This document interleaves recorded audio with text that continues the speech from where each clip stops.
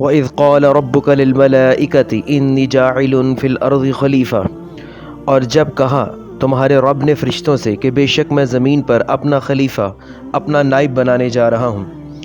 قرآن پاک کی یہ آیت ایسی ہے جو انسان کے مکمل سٹیٹس کے اوپر روشنی ڈالتی ہیں کہ اس پوری کائنات میں، اس زمین پر آخر انسان کا مقام کیا ہے، انسان کا سٹیٹس کیا ہے۔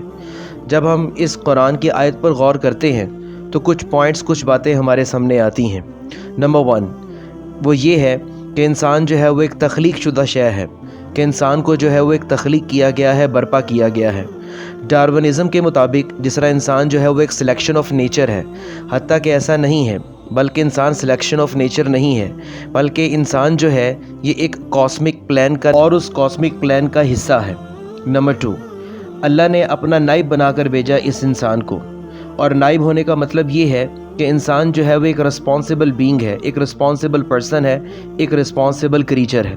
نمبر 3 اور جیسا کہ انسان ایک رسپانسیبل کریچر ہے، ایک رسپانسیبل بینگ ہے، تو یہ ذمہ داری جو ہے اس کی زندگی کو بامقصد بناتی ہے، بامعنی بناتی ہے، اس کی زندگی کو میننگ فل بناتی ہے اور پرپس فل بناتی ہے۔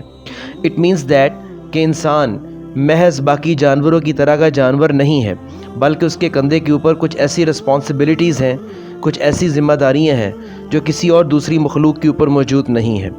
نمبر 4 کہ تمام مخلوقات میں اللہ تعالیٰ نے اس کو فضیلت دی ہے اپنا نائب ہونے کے ناطے، جیسا کہ اللہ تعالیٰ قرآن پاک میں کہتا ہے فَفَضَّلَ اللَّهُ عَلَىٰ كَثِيرٍ مِّمَّنْ خَلَقْنَا تَفْضِيلًا، اور ہم نے انسان کو فضیلت دی اپنی بہت سی مخلوقات کے اوپر۔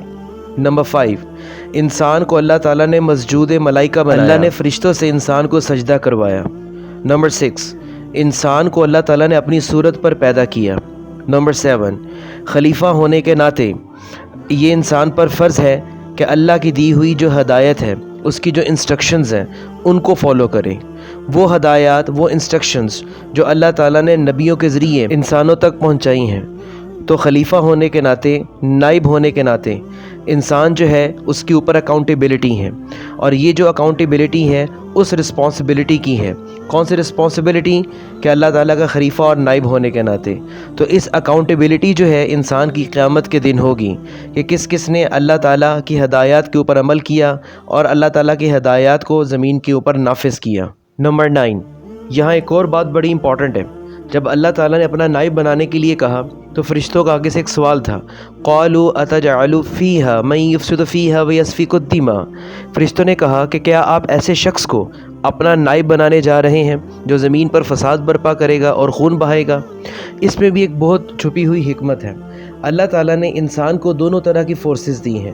اللہ تعالیٰ نے انسان کو پازیٹیو فورس بھی دی ہے اور نیگیٹو فورسز بھی دی ہیں۔ جہاں تک نیگیٹو فورسز کا تعلق ہے، اسی کی بنیاد پر جو فرشتے تھے انہوں نے ایک سوال کیا تھا، گو کہ یہ فرشتوں کا اعتراض نہیں تھا بلکہ ایک سوال تھا۔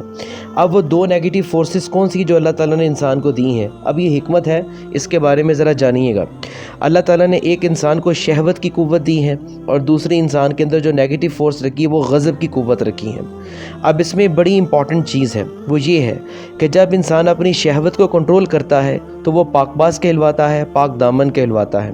جب انسان غضب کی قوت کو کنٹرول کرتا ہے تو وہ اس کی شجاعت کہلواتی ہے اور اس کی بہادری کہلواتی ہے۔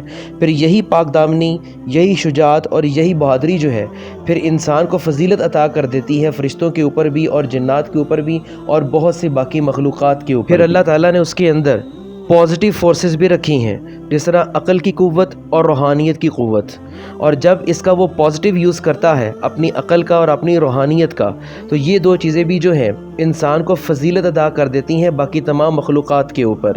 اس لیے تو اللہ تعالیٰ نے کہا ہے لَقَدْ خَلَقْنَا الْإِنسَانَ فِي أَحْسَنِ تَقْوِيمٍ، کہ میں نے انسان کو بہترین خلق پر پیدا کیا ہے۔ اسی لیے تو اللہ تعالیٰ نے اس آیت کے اینڈ پہ کہا ہے قَالَ إِنِّي أَعْلَمُ مَا لَا تَعْلَمُونَ، کہ بے شک جو کچھ میں جانتا ہوں وہ تم نہیں جانتے۔ یہی تو اللہ تعالیٰ کی حکمت ہے کہ اس حکمت تک کوئی بھی مخلوق جو ہے وہ پہنچ نہیں سکتی، حتیٰ کہ فرشتے بھی۔